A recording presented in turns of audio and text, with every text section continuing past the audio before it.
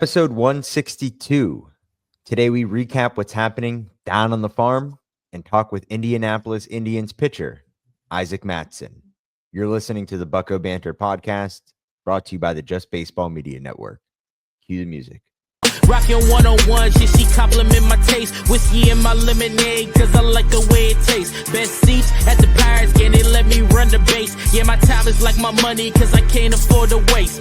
Wifey is a lawyer, take my date to my dates. Order steak by the plates, and in case after case, run my race at my pace, clear the grass of the snake.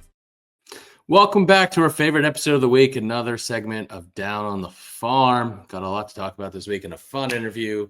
Had a fun weekend at the ballpark. Got some headlines to go over. But first, happy Memorial Day, Adam. Happy Memorial Day. What'd you do today, Scotty? Went to Newcastle with my parents. We had a little cookout.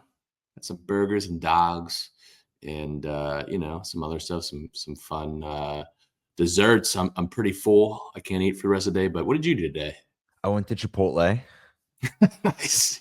I know the family is like all in Florida and all over the place. So Right. Yeah, my family's all spread out. But yeah, no, didn't have a barbecue. I usually go to some type of grilling event this time of the year. But no, I slept in. I went to Chipotle. I went on 2 long walks with my dog. Enjoyed the nice weather. Oh, yeah. Enjoyed most of the day off. And Buccos are playing now as we speak. So pretty good day. We needed a day where it was just laying low, hanging out. It was a long week at the ballpark. Talked to a lot of players this week. We talked to Isaac Mattson in person, who is going to be debuting his Bucko Banter episode today. Yeah, pretty awesome, man. He was great. We talked to him like all 3 days this weekend at the ballpark. Great guy. Got to talk about some pit stuff. Got to interview him on the field a little bit, so you'll see his reels out there. And we got some other guys too. So it was definitely a successful weekend, after being invited to the ballpark. Oh my God, dude. We could cut that out. I had to. We can cut that out. Sorry, I'm a fucking asshole. I mean, if you know, you know. All right. Well, Scott, before we keep going, let's give a shout out to Rhythm. Because let's be honest, betting on baseball, it can suck sometimes. It's pretty difficult. Me and you hit a bet at the ballpark this week, a 4-leg parlay. And you know how we put that together? Rhythm. Gave us the best odds, no spreadsheets, no coding, just a clean, easy-to-use interface that shows you what you need to make educated bets. You'll get your daily projections for player props, pitching and hitting, money lines, totals, run lines, much, much more, all back-tested to ensure that the models are built to help you win. Take the guesswork out of your MLB bets and start using Rhythm to get data-backed results. It only takes a couple of bets, Scott, when using Rhythm to make your money back for your subscription. And it's going to be even cheaper because you can use code JUSTBASEBALL50. It's all caps, JUSTBASEBALL50 for 50% off the full year. Try it free for 7 days and bet smarter with Rhythm. Amen. What's going on in minor league baseball this week? A big call-up happened today, and it's not the one everyone is expecting in Bubba Chandler, but Pirates number 7 MLB.com prospect and number 6 Just Baseball prospect, Braxton Ashcraft, is finally going to debut for the Pirates out of the bullpen. Don Kelly said the door is not closed to him being a starter, but he's going to get a bulk reliever type role, and that might turn into a leverage role depending on how it goes and how everything plays out. But this is exactly where we need him to be right now. Yeah, we've kind of been talking about the idea of him being a bulk reliever or just coming up and debuting in the bullpen just to build up those innings. And, given that he has an arm that's talented enough to be at this level, I think we can utilize him in different ways. And I like what they're doing. I don't think his call-up really has anything to do with Bubba Chandler. I know he's another top prospect. But Bubba Chandler, you're going to call up to start and only start. And, this is not the same thing. We're calling him up to be a bulk reliever, and he's probably going to stay. I would venture to say so, unless he struggles pretty mightily. But I'm excited to see him in this role. I think this is perfect for the rest of the season. And I think he can contribute, and love to see Carmen Mlodzinski appear in a similar role, maybe more high leverage role, if you will. Right. The move for Ashcraft was unfortunately Isaac Mattson. So Mattson is Yeah. back down in Indianapolis after about a week with the team. Didn't look bad No. while he was here, but maybe you'll see him again later in the year. But he kills it in Indianapolis, and we'll talk a little bit more with him later on in this episode about his process this year and what his approach is when he takes the hill. Outside of that, you mentioned Carmen Mlodzinski, who had quite a week in AAA as a starter. I believe he went 6 innings, 10 Ks, somewhere around that ballpark. And then you have Darius Loretta. Also, Yeah. I don't know how far away he is right now, but he hasn't looked bad. He's got a 3 ERA. So we talk about the lineup at the major league level looking much different with, Horowitz joined recently. Endy should be on the way soon. Nick Gonzalez should be on the way soon, although they both have struggled on their rehab stints. The bullpen could look a lot different as well because of the guys that they have in the minors in AAA, right? And now Ashcraft's there. Holderman is on the IL. Carmen's going to come back, and eventually when he does, he will be in the bullpen. You would assume so. So this whole roster could look a lot different going into the All-Star break. Yeah, absolutely. I mean, you also have Nick Gonzalez and Andy Rodriguez, but like the bullpen especially can look a lot different. And there's a lot of, I'm hesitant to say reinforcements, right? Because you got guys coming back from injury, and you shouldn't be expecting them to turn the season around. But the team, like you said, is going to look a lot different. So excited to see that. Hopefully we get to see Mattson again at some point if the opportunity presents itself, because I know he's older, but I mean, he did well other than one mistake pitch to Christian Yelich, and the results speak for themselves down in AAA. And I do think that they are deeper, even though the results, it's been more of a roller coaster this season, the bullpen. I do think they're deeper with options this year. They were really relying on like Ryder Ryan coming up and down last year and him being their number one call-up option. And then guys like Jake Woodford, Ben Heller, stuff like that. So yeah, the options are definitely deeper this year. I don't think you can argue that. Yeah, you haven't seen those types of moves. It's all been internal as of late. And you still have Kyle Nicholas down in AAA, who, as we know, has incredible stuff. It's just locating the fastball and the secondaries. And then Thomas Harrington. Does he find a role on this team moving forward, whether it's a back end rotation guy or maybe a middle relief type guy, at least if he's going to contribute this year? Just like to see him get service time.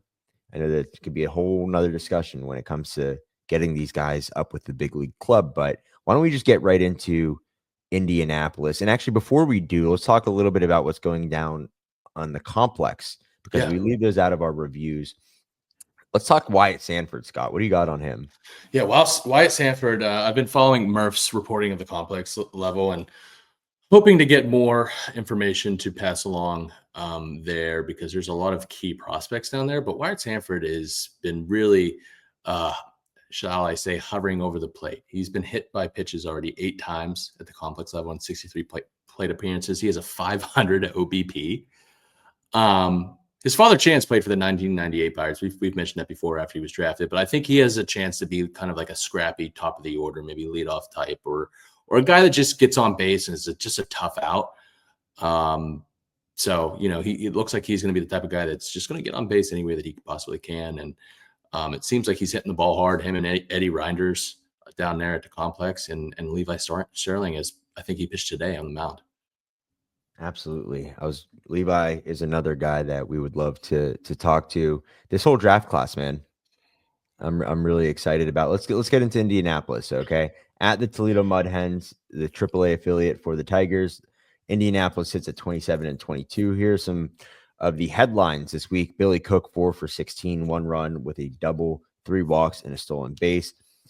Slightly above the Mendoza line right now for Billy Cook. Nick York, 5 for 18, 1 run, 2 doubles, 2 RBIs. One of them was a really good hustle double. I don't know if you saw the video of it. Kind of what should be a single every single time between the left and center fielder, and he was able to hustle it out to get 2. 5 strikeouts and a stolen base.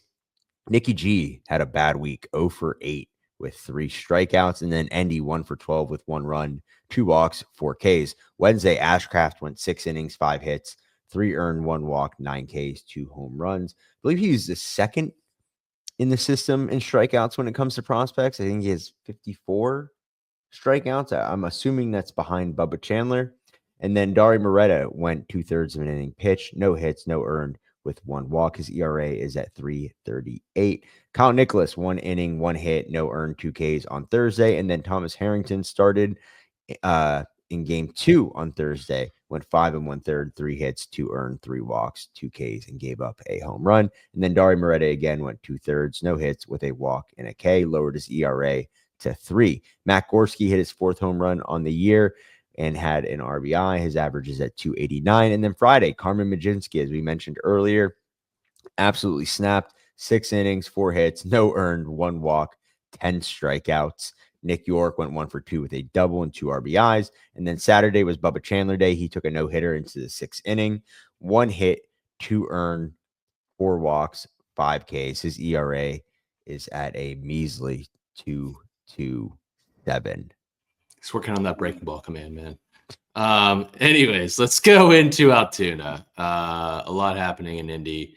Hopefully Nicky G, kicks it back into gear here soon. Looks like he's gotten into a slow rehab start. But in Indy, we got Termarr Johnson, who continues to play well. 5 for 18 this week. A run, 2 doubles, 2 RBIs, 3 walks, 3 Ks, 2 stolen bases. He's at 264. Jack Brannigan, 3 for 17, 1 run, a double, 3 walks, 7 Ks. He's at 237. Mitch Jebb, 5 for 22, 1 RBI, 3 walks, 3 Ks. He's at 311. On Tuesday, Termarr went 2 for 3 with a walk. Friday, they didn't play again. Wednesday and Thursday were rained out. They played a doubleheader on Friday and Sunday. Friday, Garrett McMillan, 5 innings, 6 hits, 3 earned runs, no walks, 2 Ks. He's got a 240 ERA. Termarr was 1 for 2 with a double. Game 2, Wilkin Ramos is another reliever I've mentioned before that we should keep an eye on. 1 inning, no hits, 2 Ks. He's got a .92 ERA. He's throwing really well. Should be, a notable reliever prospect in his system. Tres Gonzalez is how you pronounce it. 1 for 3 with a double, 2 RBIs. He's at 270 on the season. Saturday, Wilbur Dotel, 4 innings, 4 hits, 2 earned, 2 walks, 4 Ks. While Sean Sullivan came in relief, 2 innings, 1 hit, no earned, 1 K. He has yet to give up a run this year since getting back to Altoona after his rehab stint. Sunday, game 1, Termarr was 1 for 4 with a double, 2 RBIs, and his 9th stolen base on the season. While in game 2, Wilkin Ramos got a save from 2 innings, 1 hit, and no earned runs. His ERA is down to .83. While Jackie Brannigan, 1 for 2 with a double. That's what was happening in Altoona this week as they played in Akron. They're at 21 and 24 in a season. What's going on in Greensboro, Adam? They were at the Asheville Taurus, which I need to look up the logo for that. I'm not sure I'm familiar with the Taurus logo. Maybe you do that, Scott, while I'm going through this here. This is the high A affiliate for the Astros. Greensboro right now, 32 and 13, man. They're killing it. We've talked about it a ton. They got some absolute dogs down in Greensboro. We need to make it down there for a long weekend to see guys like Esmerlin Valdez, Javier Rivas, Omar Alfonso, and much, much more. Of course, our guys, Antoine Kelly and Christian Curtis on the other side of the ball as well. But here's some highlights of the week. Esmerlin Valdez, 5 for 25, 6 runs, 3 home runs. So out of his 5 hits, he had 3 home runs, 4 RBIs, 4 walks, 9 Ks. His average is at 296. Lonnie White Jr., 7 for 21, 4 runs with a home run, 3 RBIs, a walk, and 9 strikeouts. Really a 3 true outcome type of player at the moment. Javier Rivas, 5 for 16, 4 runs, 2 doubles, 2 walks, 4 Ks, and a stolen base. And then Omar Alfonso, 10 for 17, 4 runs with a double, a home run, 8 RBIs, and 9 walks, man. 9 walks. Great week from just about everybody here. And then Tuesday, Rivas went 1 for 4 with a double. Polanco 1 for 4 with his 6th home run on the year. And then Wednesday, Kiner Delgado had himself a week, 4 for 6, 3 home runs. He has 7 on the year, 4 RBIs. Lonnie White Jr. went 4 for 5 with his 7th home run, 3 RBIs, as Merlin Valdez hit his 12th on the year. Thursday, Antoine Kelly, 5 innings, 3 hits, 2 earned, 1 walk, 5 Ks. Brandon Bidois, 3rd save of the year, went 2/3, 2 Ks. He's got a 0 ERA right now. Yes, the Aussie. sir. And then Omar Alfonso, again, 3 for 5 with a double, 4 RBIs. It takes us to Friday. Our guy, Christian Curtis, 5 innings, 4 hits, 1 earned, 2 walks, 4 Ks. A good outing from Christian. That ERA continues to keep going lower and lower every week. When we look at the stat line, he's starting to figure it out. As Merlin Valdez, 2 for 5 with his 13th on the year in an RBI. Saturday, Connor Wheatgriff, 5 innings, 4 hits, 1 earned, 1 walk, 2 Ks. Kiner Delgado continued his hot streak with his 8th home run on the year, 2 RBIs, and his 11th stolen bag. Javier Rivas went 2 for 4 with a double, upped his batting average to 311. And then Sunday, Omar Alfonso hit his 4th on the year, went 2 for 2 with an RBI and 3 walks. Polanco 3 for 5 with a double, his 8th home run and 2 RBIs. And then as Merlin Valdez crushes his 14th home run on the year, man, the pop in this lineup, it's an understatement. Merlin is one of my favorite follows on Twitter, man. He's electric. Love it. By the way, Asheville Tourist logo. It's like a ball with sunglasses and an A hat. I kind of love it. Yeah. Kind of cool. Asheville's a cool place too. So let's go to Bradenton. They were home against the Clearwater Threshers, low A affiliate of the Phillies. After this series, the Bradenton Marauders had 20 and 24. Connor Griffin, 5 for 24, a homer, 3 RBI, 7 Ks, a stolen base. He's at 307 on the season. Johnny Severino went 3 for 14, a triple, 3 walks, 5 Ks, and a stolen base. He's at 208, slightly above the Mendoza line.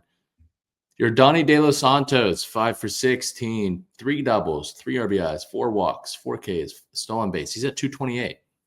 And Axiel Plaus, 2 for 16, 2 runs, a homer, 3 RBIs, 4 walks, 4 Ks.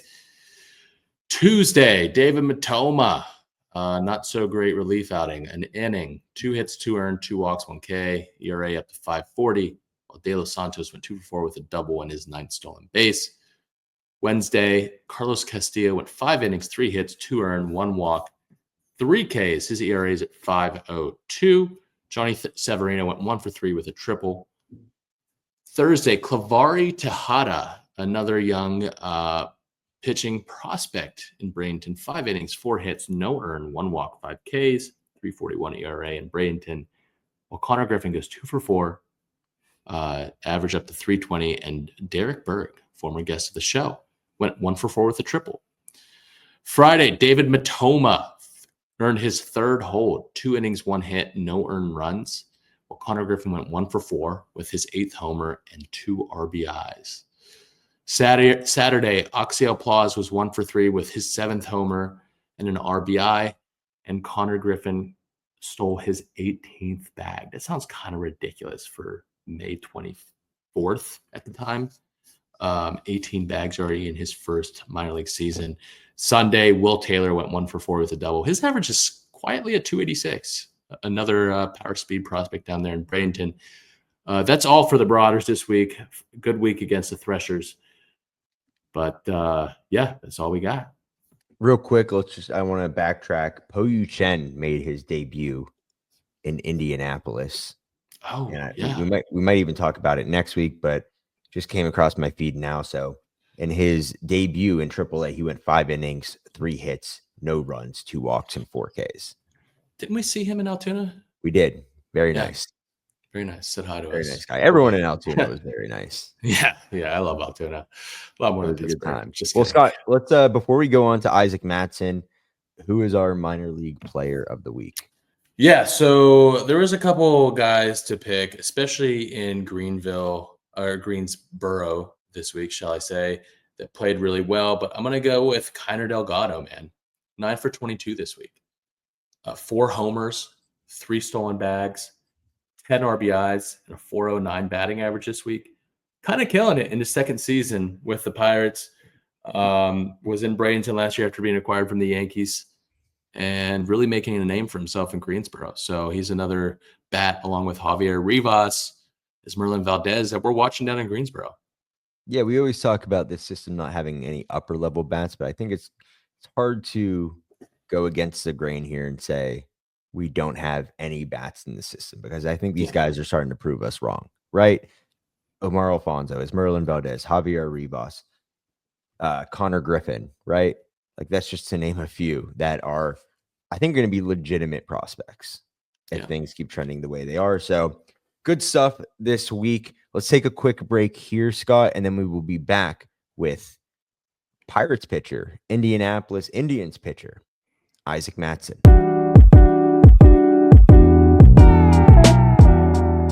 We now welcome on the pod Pirates minor league pitcher, Pitt grad, and District 10 product, Isaac Mattson. Isaac, welcome on, man. I appreciate you guys having me.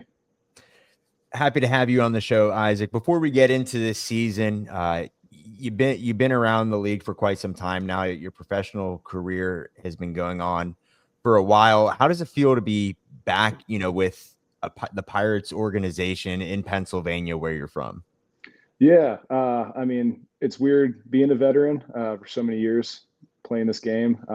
Thankful to still be playing it at this age, but it's something special for me as well as my family and the community up there in Erie.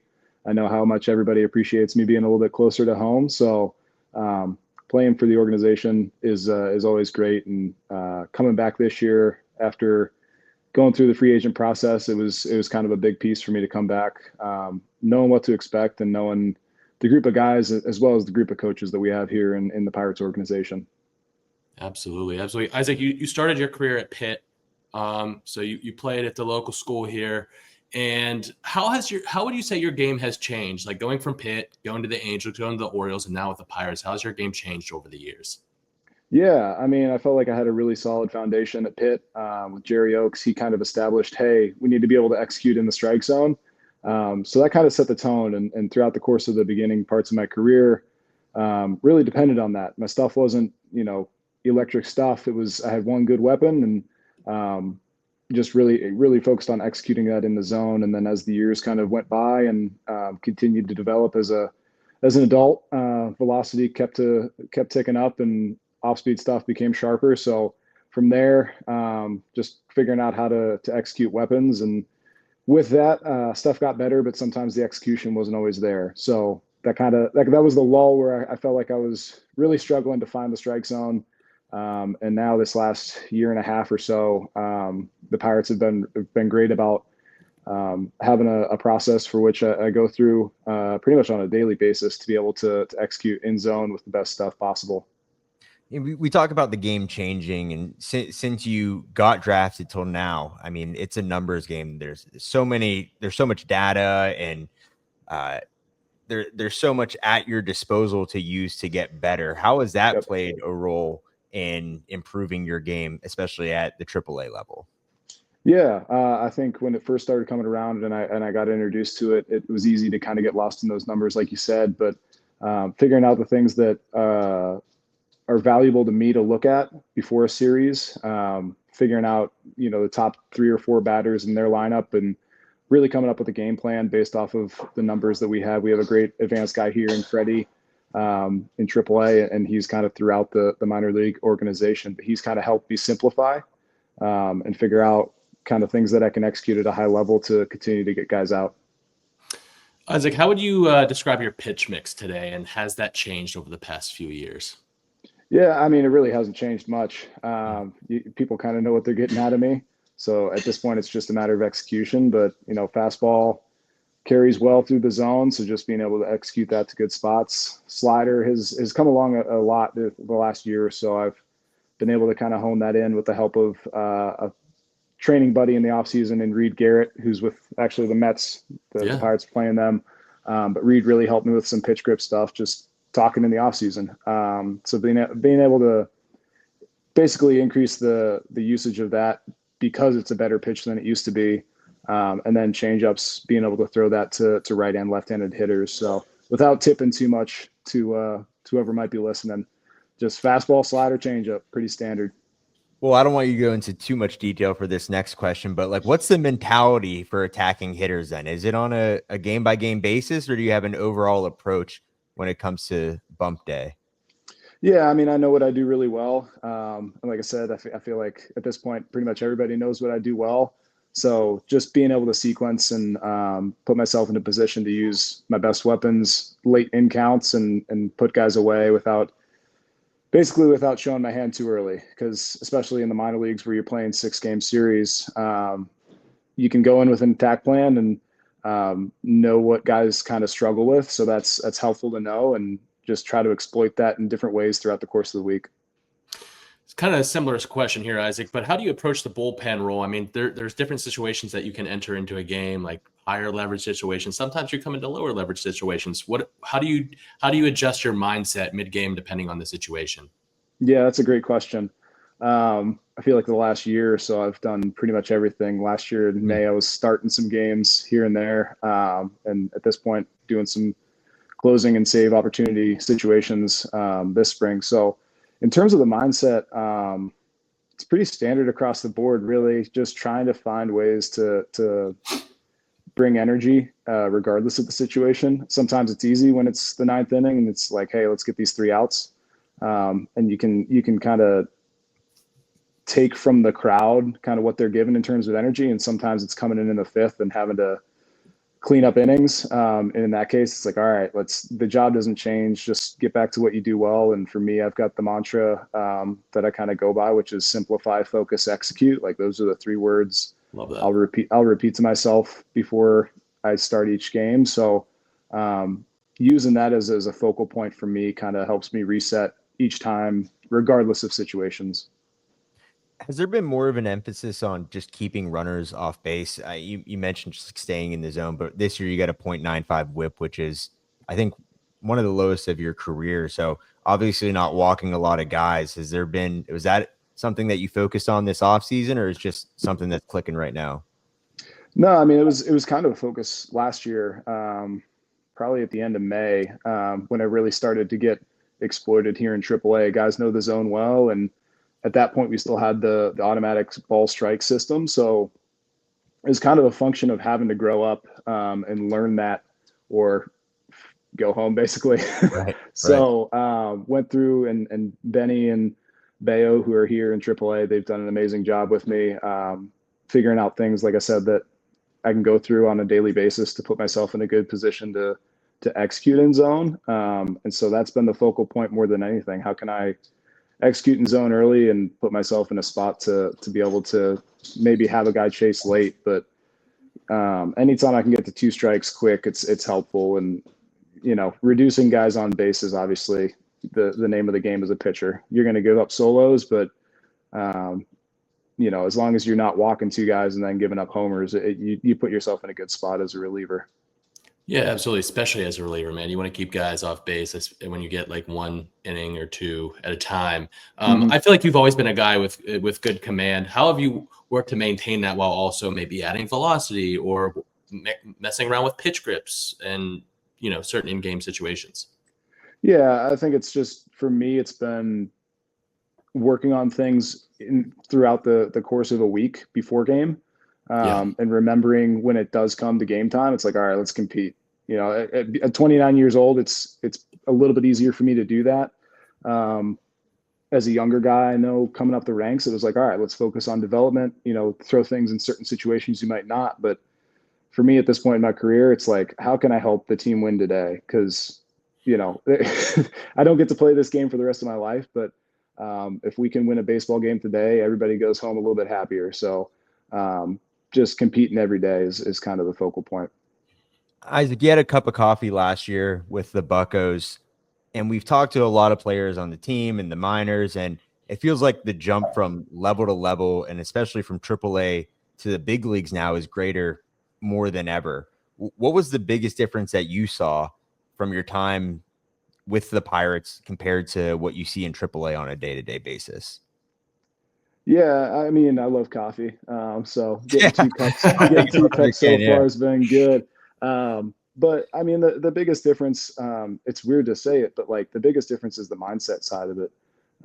The game itself is what it's going to be. But like I was talking about the situations, like sometimes there's situations where you kind of have to come up with that motivation when there's, 100 crowds or 100 fans in the crowd at a AAA game. Like you got to find ways to get motivated.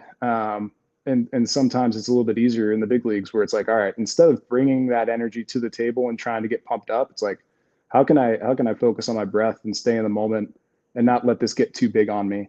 And that was kind of the difference that I kind of felt last year. And it was it was nice for me kind of looking back at it, knowing how I felt in 21 with the Orioles and knowing how young I was and the experience that I didn't have at that moment. And then last year, basically like the Pirates debut in Cincinnati, like I was finding joy in the moment of that because I had the perspective of the situation being too big. And I felt like, especially last year in the big leagues, did a good job of settling down, focusing on my breath and just enjoying the moment. Yeah, I think as a former pitcher myself, only at the D3 level, so I didn't get it up that high. But It I feel still like, counts. yeah, I feel like focusing on your breath and thinking less is very important. And I like what you said about working on those things in between games, not while you're on the mound, making those adjustments during the week while you're not on the mound. I think that's important. And it's something I wish I would have told myself, my younger self, looking back on it. What is something, being in pro ball that you would have told your younger self prior to getting into the league and, prior to college ball? Man, I mean, the mindset side of it's so huge. So it's kind of easy to focus on that. So I will. I mean, I won't shy away from that. But yeah, the mindset side of it and being able to have a routine in place, but also be flexible enough to understand that, especially as a reliever, like they might feel good like 1 out of 10 times. So that would probably be my recommendation. Like, go through your process, but know that you might not feel the greatest going into the game. But that has it doesn't dictate how that game's going to go. So just taking it one pitch at a time. Basically, my mantra, like, simplify what the mission is, focus on one pitch at a time, and execute and have fun with it. Is a lot of that just day-to-day care? I mean, the minor league season, baseball in general, is a grind. Just taking care of your body and having that right mindset, is that something to focus on, especially when you're playing this many games? Yeah. I mean, it's a long season.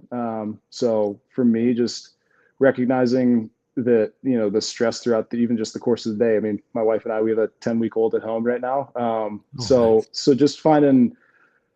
just understanding that portion of it, where, like, even if it's not a baby or a brand new child, like, there's stresses that go on in your life throughout the course of a week and the course of 144 or 162 games that factor in.